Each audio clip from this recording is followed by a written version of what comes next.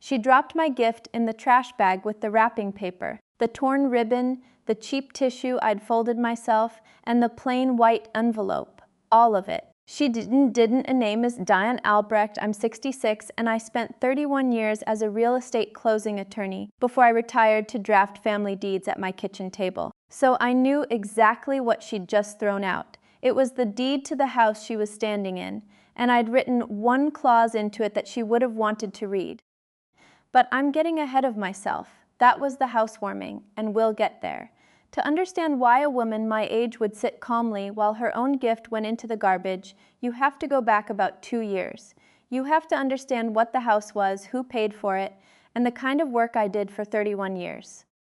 I closed real estate deals. That's the plain version. People signed papers across a table from me, and when they were done, a house belonged to someone it hadn't belonged to that morning. A house does not change hands because 2 people shake on it. It changes hands because a deed is signed, delivered, and recorded at the county office. Everything else is conversation. The recording is the only thing that is real.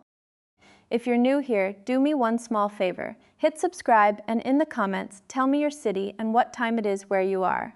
I read every single one of them, usually late, with a cup of tea going cold beside me. It helps me know who I'm talking to. I learned the difference between conversation and recording the hard way early in my career. A nice older couple in 1989 shook hands on a property with their nephew. No paper. The nephew sold it out from under them 18 months later, and there was nothing I could do because there was nothing recorded. That couple taught me a lesson I carried for 31 years. Kindness without an instrument behind it is just hope, and hope is not a legal position. My husband Gerald understood this about me. He was a high school history teacher, gentle in a way I never quite was. He used to say I read a marriage license the way other people read a poem. He passed 4 years ago, in March, a quiet heart attack on an ordinary Tuesday. His name is still on a few old deeds in a box in my closet. I haven't moved it off. Some recordings you don't rush to change. After Gerald, the house felt enormous. I sold my practice, but I couldn't stop the work entirely, so I started drafting family deeds at my kitchen table. Quit claims for siblings. Life estates for parents moving in with their children. Transfer on death deeds for widows who wanted things settled before they couldn't settle them. Careful, small, honest paper. The kind that keeps families from suing each other after a funeral. Which brings me to my son, Mark. Mark is 38, and he is a good man with one soft spot. He cannot stand conflict. He will swallow almost anything to keep a room calm. When he was 9, he once apologized to a bully for getting hit. I love him completely. But a man who avoids every fight tends to marry someone who is very comfortable starting them. That someone is Bridget, my daughter-in-law. They married 5 years ago, a tasteful wedding for 200 guests that I quietly helped pay for. Bridget is 34, sharp, well-dressed, and she has a particular gift. She can deliver an insult so smoothly that you don't feel the cut until you're already bleeding. I have watched depositions for 3 decades. I know a practiced witness when I meet one. For the first year, I told myself I imagined it. Then the pattern got harder to ignore. It started with my gifts. I knitted Bridget a scarf in a soft gray wool. 40 hours of work.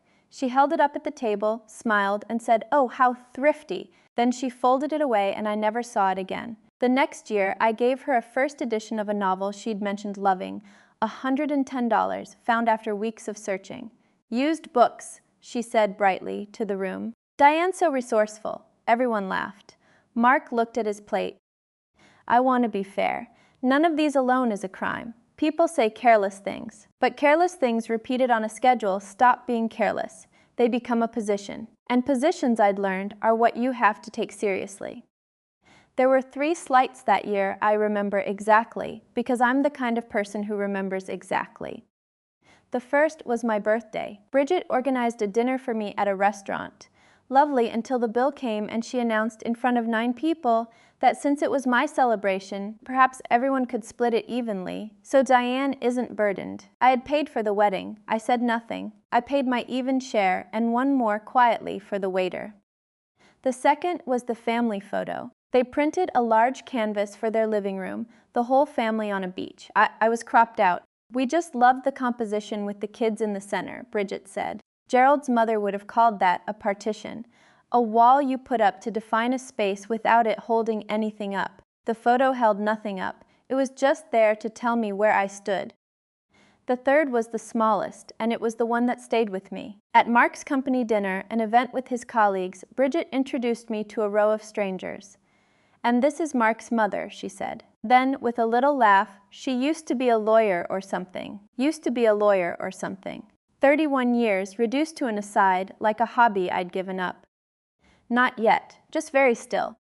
Here is the part that matters most, and it is the part Bridget never knew. The house she was so proud of, the one she would later host her friends in, the one whose deed she would throw in the trash, I paid for it.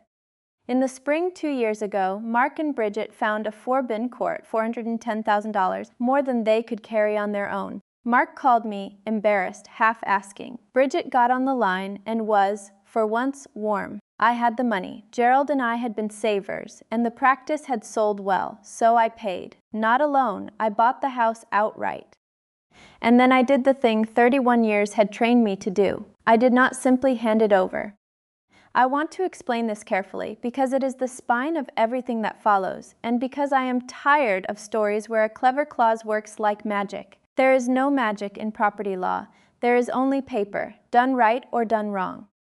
When you give someone a house, you can give it 3 ways. You can hand it over completely, and then it's theirs, and your kindness is finished and irreversible. You can keep a life estate, which means you reserve the legal right to live there and control it for the rest of your life, and only after you're gone does it fully pass to them. Or you can attach a condition to the gift, a condition that, if it is broken, allows the property to come back to you. That last one has a name lawyers use, a conditional gift, a gift subject to a condition. The courts treat conditions like that very strictly, and they read them narrowly, which means you have to write them with great care, in plain, unmistakable language, or they fall apart.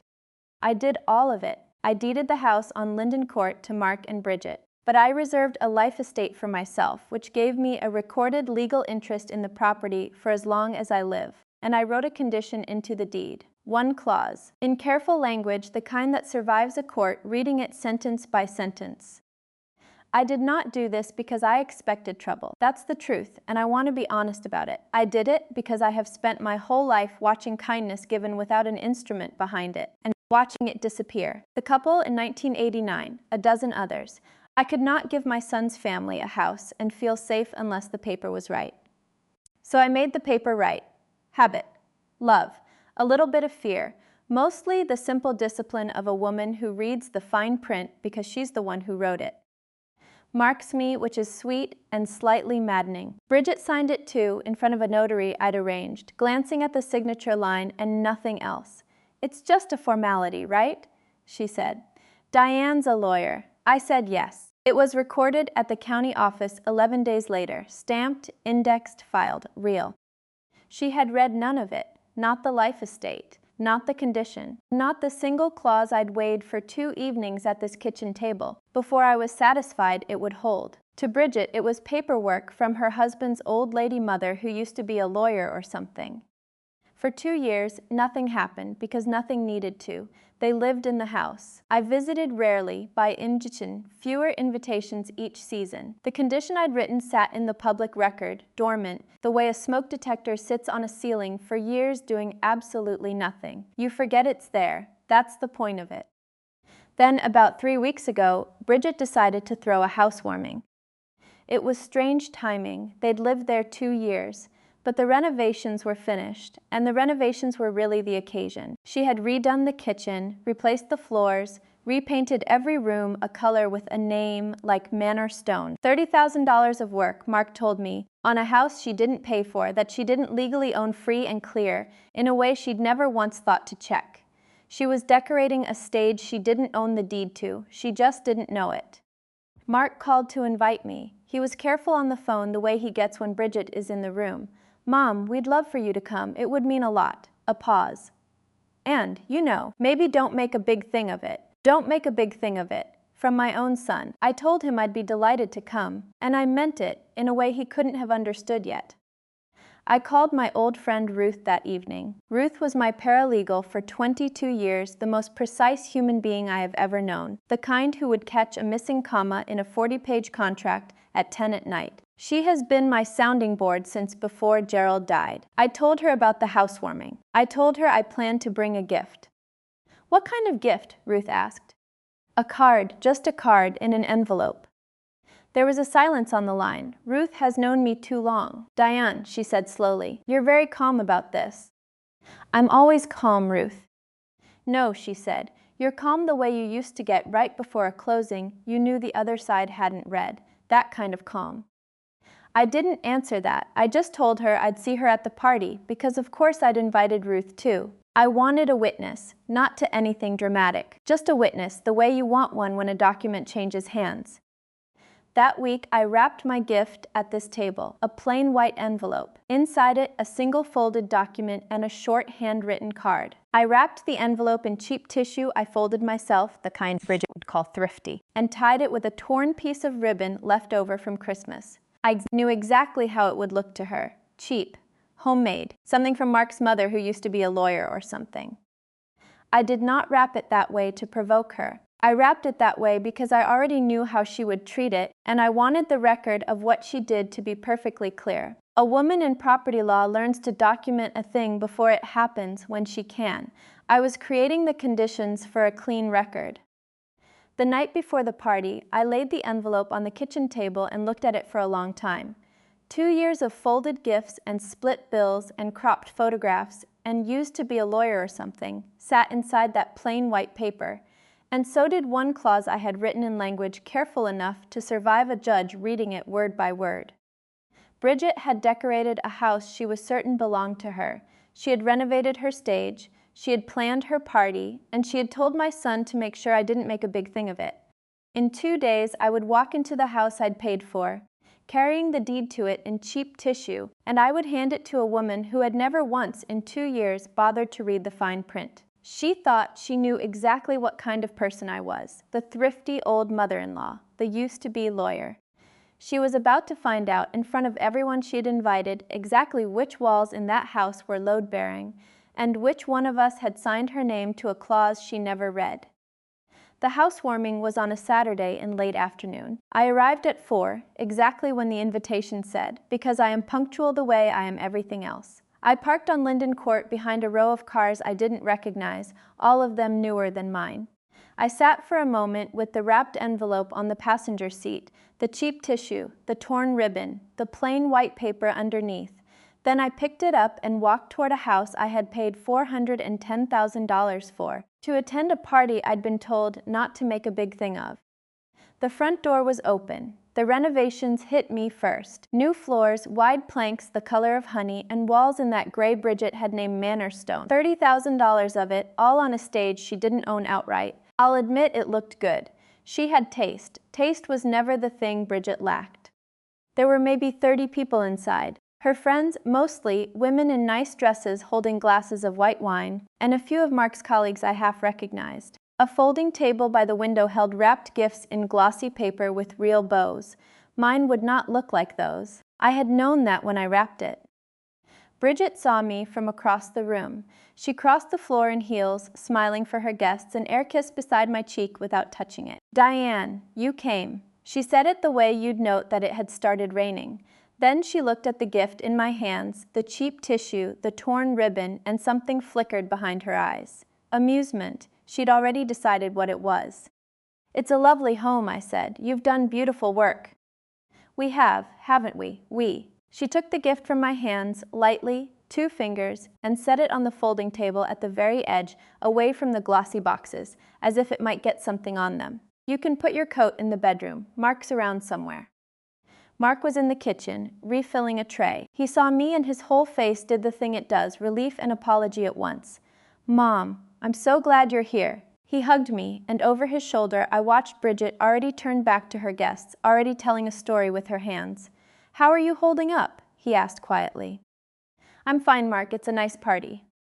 He searched my face for something. He didn't find it. I am, after 31 years across a closing table from people trying to read me, very hard to read.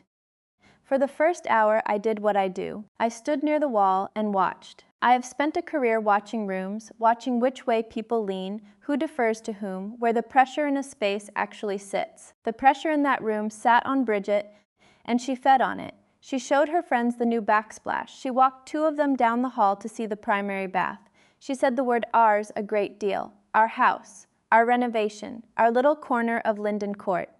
Every oars landed somewhere just behind my ribs, because I knew exactly whose name the recorded instrument actually protected, and it was not the name she was using. Ruth arrived a little after 5. She found me by the wall, took in the room in one sweep the way she takes in a contract, and stood beside me without a word for a moment. "Quite a stage," she murmured. "She redid the floors," I said. "Manor stone on the walls." "On a house she didn't pay for." "On a house she didn't pay for," I agreed. "We left it there." Ruth had read the deed I drafted. She was the only other person in that house who knew what was sitting on the folding table by the window, in cheap tissue, at the very edge, where Bridget had set it down with 2 fingers. The first real cut came over the food. I'd brought nothing edible, by design, but Bridget made a point of it anyway. A neighbor complimented the catering, and Bridget said, brightly, to the little circle, "I did consider asking Diane to bring something. She's very thrifty in the kitchen." A pause for the laugh which came. "But you know, for a party, you want things to look a certain way." She smiled at me across the circle as she said it, the smile that says I'm including you so you can't say I left you out. I sipped my water and said nothing. A practiced witness gives nothing on cross. I have watched 100 of them. The second cut came over my dress. It's a navy dress I've owned for years, simple, good fabric, the kind of thing that does not go out of style because it was never quite in it. Bridget touched the sleeve. "Oh, I love that you just wear the same things forever. It's so unbothered." The room laughed again, softly, the nervous laugh people give when they aren't sure whether a thing is a joke. I have heard that exact laugh in courtrooms when a lawyer says something cruel and dresses it as wit. Nobody is comfortable. Nobody stops it either. I caught Mark across the room during the second one. He had heard it. His jaw tightened. He looked at his shoes, then at his wife, then back at his shoes, and he said nothing, and he refilled someone's glass. My son, apologizing to the bully by getting him another drink. I felt the old ache for him, the one that has nothing to do with anger. He is decent. He is just no good at this. If you're still with me, do me a small favor and stay a little longer, because the part you came for is close. Stories like this one are why I keep this channel going, and there are more of them here if you want them. Now, back to the folding table by the window, because that is where this was always heading. Around 6, Bridget decided it was time to open gifts. She clapped her hands the way you do when a room belongs to you, and gathered everyone toward the window. "I want to thank you all," she said, and she meant the gifts. She started with the glossy boxes. A set of crystal glasses from a college friend. She held them up, and the room admired them. A spa weekend from her sister, an envelope, but a thick, expensive-looking one, and she read the card aloud and pressed her hand to her chest. A copper cookware set that made the fidget-coup. She praised each one. She named the giver. She performed gratitude the way she performed everything for an audience, with her chin slightly lifted. And then she came to mine. She picked it up from the edge of the table where she'd set it down. The cheap tissue, the torn Christmas ribbon, the plain white shape of it underneath. She held it out at arm's length, turning it a little, letting the room see it next to the glossy paper and the real bows. The contrast was the point. She'd arranged it before she ever touched it. "And this," she said, with a little laugh in her voice, "is from Diane." Somebody chuckled before she'd even opened it. The wrapping had already told the joke. She didn't open it. That's the part I want you to understand. She held it up, she let the room look, and she said the line. She said it to the whole room, lifting her voice so it carried over the wine and the music, with a performer's timing, a smile already on her mouth. Of course it's something cheap. It's always something cheap from her. The room laughed. Not a nervous laugh this time. A real one, easy, because the host had given them permission. It's always something cheap from her. 2 years of folded scarves and split bills and cropped photographs and used to be a lawyer or something, all of it gathered into one clean sentence and handed to a room of strangers to laugh at. She had no idea she was holding the deed to the floor she was standing on. She thought she was holding a joke. I did not move. I have stood at closing tables while a man across from me realized mid-sentence that he had signed something he should have read, and I have kept my face perfectly level while it happened. I kept it level now. I set my water glass down on the windowsill, quietly, and I watched my own gift in my daughter-in-law's hand. Then she did the thing I will remember for the rest of my life. A trash bag was sitting open by the table, half full of torn wrapping paper and ribbon from the gifts she'd already opened. Bridget, still smiling, still riding the laugh, dropped my gift into it, not set it aside, not put it back on the table. She dropped it into the garbage bag with the discarded paper, the cheap tissue, the torn ribbon, and the unopened white envelope, all of it in one motion, like clearing a plate. "We'll just," she said with a flick of her hand, and didn't finish, because the room understood. "We'll just throw that one out." It's always something cheap from her. She moved on to the next glossy box. The party kept going. Within 30 seconds, nobody but 4 people in that room remembered the white envelope had ever existed.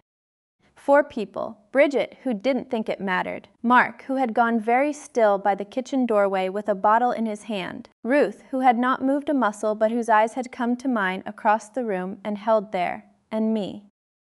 I knew what was in the trash bag. I had folded it at my kitchen table and weighed every word of it over 2 evenings. Inside that plain, unopened white envelope under the cheap tissue she had just thrown away was the deed to the house she was standing in. My retained life estate recorded at the county, and one condition written in language careful enough to survive and a judge reading it sentence by sentence. A document signed, delivered, and recorded. The only thing in that entire room that was actually real. She had just thrown it in the garbage in front of 30 witnesses.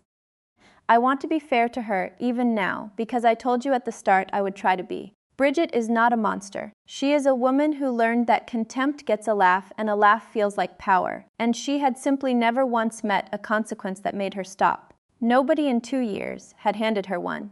Mark wouldn't, the room wouldn't, and I hadn't, not yet. So she did the cruel, easy thing, the way water runs downhill, because nothing had ever been in the way. She had also done one more thing, and this is the part that mattered to me as a woman who spent 31 years in property law. She had created a record. 30 people had watched her treat the gift with public contempt and throw it away unopened. Mark had watched. Ruth, my witness, had watched. When a thing happens in front of that many people, it stops being your word against someone's. It becomes a fact, the kind a record is built on. I had not planned the trash bag. I could not have planned the trash bag, but I had wrapped that envelope 2 days earlier already knowing how she would treat it, and I had brought Ruth precisely because I wanted someone reliable in the room when a document changed hands, or in this case, when one was thrown away. I crossed the room once calmly before I left, not to make a scene. I leaned to the trash bag by the table, and Bridget glanced over, half expecting, I think, that I might fish it out and make the big thing Mark had begged me not to make. I didn't. I left it exactly where she'd put it. I wanted it to stay in the record precisely as she'd placed it. I simply picked up my own water glass from the windowsill, set it in the kitchen sink, and got my coat from the bedroom. Mark caught me at the door. "Mom." His voice was low and miserable. "Mom, I'm so sorry. I'll get it out of the trash. And I put my hand on his arm to stop him. "Leave it where it is, Mark," I said it gently. "It's exactly where she wanted it." He didn't understand. He thought I was being wounded and dignified. "Don't read anything into it," I added, which was the closest thing to a lie I told all day, because there was a great deal to read into it, and I was the only one in the house who could read it. Ruth walked me to my car. We stood by the door a moment in the cooling evening. "Diane," she said quietly, "you're calm again, that calm." "I'm always calm, Ruth." She threw it in the garbage, the actual instrument. "Unopened," I said, "in front of 30 people, with my son standing right there. I unlocked my car. Do you remember what conditions like the one I wrote require before they can do anything at all?" Ruth was quiet for a second, then slowly a breach, a clear documented breach. I didn't answer. I just got into my car. I drove home through the last of the light, past the newer cars on Linden Court, away from the party that was still going on inside the house I'd paid for, where my deed was sitting in a trash bag and nobody but 4 people knew it. My hands were perfectly steady on the wheel. When I got home, I made a cup of tea and let it go cold beside me the way I do. I sat at the kitchen table where I'd folded the envelope 2 evenings before, and then I picked up the phone and made one call. The call was to Ruth. She'd been my paralegal for 22 years, and she still kept the old habits, which meant she answered on the second ring even at 7:30 on a Saturday night. I told her what had happened at the party. I told her plainly, in the order it happened, the way I'd tell a judge. The gift on the edge of the table, the line about cheap, the envelope going into the bag with the ribbon and the tissue. Ruth was quiet for a moment, then she said, "Diane, you're certain." I watched her do it. There were 30 people in that room. Mark was standing 8 feet away. "That's a lot of witnesses." "Yes," I said, "it is." That was the whole conversation, really. We didn't plot anything, because there was nothing to plot. The instrument that mattered had been written 2 years earlier, signed, delivered, and recorded at the county office. All I had done with that phone call was tell the one person who would remember the date, in case I ever needed someone to remember it for me. Then I went to bed. I slept the way I always do, which is to say well. On Monday morning, I drove to the county recorder's office, the same office I'd walked into 1,000 times in my working life. I paid $8 and asked for a certified copy of the deed recorded against the property on Linden Court. The clerk pulled it in about 4 minutes. I sat on the bench in the hallway, the one with the bad cushion, and I read the document I had written the way you'd read a letter you'd sent to yourself years before and forgotten the wording of. I'll tell you what was in it, because this is the part Bridget never asked about. When I deeded that house to Mark and Bridget, I did not simply hand it over. A house is not a sweater. You can give a sweater and walk away. A house moves by an instrument, and an instrument can carry conditions. I had reserved a life estate for myself, which is a thing the law has recognized for a very long time. It meant that for as long as I live, I retained a legal interest in that property. They held what the deed called the remainder. They would own it free and clear when I was gone, and not one day before. And there was the clause. I drafted it carefully, the way I draft everything, in language a court would not have to guess at. It was a condition on the gift. The deed conveyed the remainder to them on the express condition that they treat the gift and the giver in good faith. I had written the trigger in plain terms. A documented public repudiation of the gift, witnessed, would constitute a breach. On breach, I retained the right to revoke the conveyance and reclaim full title, subject to a notice period and their right to be heard. I want to be honest about what that clause was and was not. It was not a trap that snapped shut on its own. Courts do not like to take houses away from people, and they read conditions like that one narrowly. A judge will look for any reasonable way to keep a person in their home. I knew that better than anyone, which is exactly why I had not written something flimsy. I had written a condition tied to an act so public, so deliberate, and so easy to prove that no judge would have to strain to see it. She had not snubbed me at dinner. She had announced to a room full of witnesses that my gift was worthless, and then she had thrown the deed to her own house into the garbage. She'd handed me my proof, with 30 people watching. I had Ruth draft the notice. It wasn't a lawsuit, not yet, only a letter. It went out on a Thursday, on the letterhead I'd used for 3 decades, certified mail, return receipt requested. It was 4 paragraphs.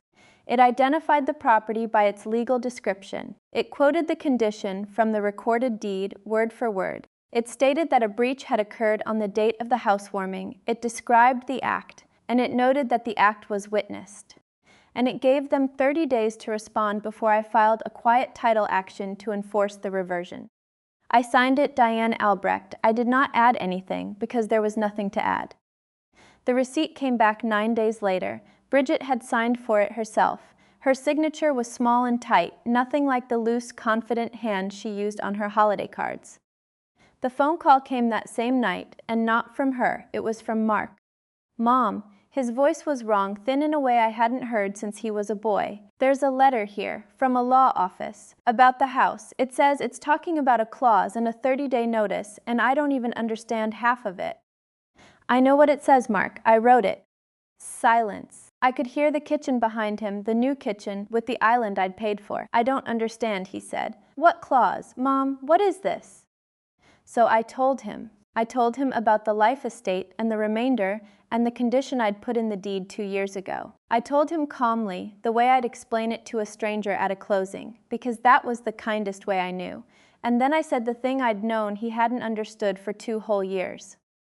Mark, the envelope she threw away, the one she called cheap, that was the deed. Inside that plain white envelope was a copy of the document that gave you that house. I brought it to the party because I wanted there to be a record that you both had received it from my hands. She put it in the trash without opening it.